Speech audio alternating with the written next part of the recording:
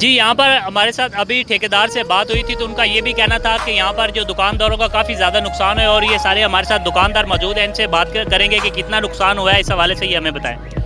मैं दुकानदार की सीयत रखता हूँ। बहुत मिठाई वाले का नुकसान होया, साडा 15-20 लाख का नुकसान होया एक दुकान का। हर दुकानदार रो रहा इत्थे ते उन्होंने इन्ना मेला नहीं लाउण दिता किसी भी, ते रश बिल्कुल कम हो गया ते साडियां दुकानां डेग दित्तियां ने ते बहुत साडा नुकसान होया। असीं बहुत परेशान होया, बंदे साडे पकड़े गए ने ते दुकानां साडियां मुद्दियां होईयां पईयां ने। साडी मिठाई दा काम है, बहुत नुकसान होया, असीं बहुत परेशान हां। पहला कपड़े सब कुछ पाड़ गया। ये पुलिस सारे नाल नुकसान कर रही है। अल्लाह सब नूं ना मार मार ते फद फद ते चलान किए जा रहे हैं। जी बिल्कुल, उस दुकानदार की भी आपने बात सुनी है। दूसरा दुकानदार भी हमारे साथ मौजूद है, हम इनसे भी बात करेंगे। जी भाई, हमारा मिट्टी के खिलौनों का काम है, ठीक है, डेकोरेशन का, लेकिन पुलिस वाले हमारे मुलाजम को भी पकड़ के ले गए। 3-4 दफ़ा मुलाजमों को पकड़ के ले गए।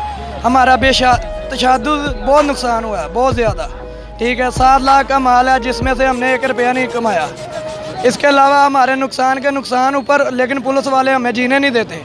हमारी दुकानें भी गिरा दी हैं, ऊपर से नुकसान, ऊपर से मार कुटाई बहुत हो रही है। हम बहुत परेशान हैं।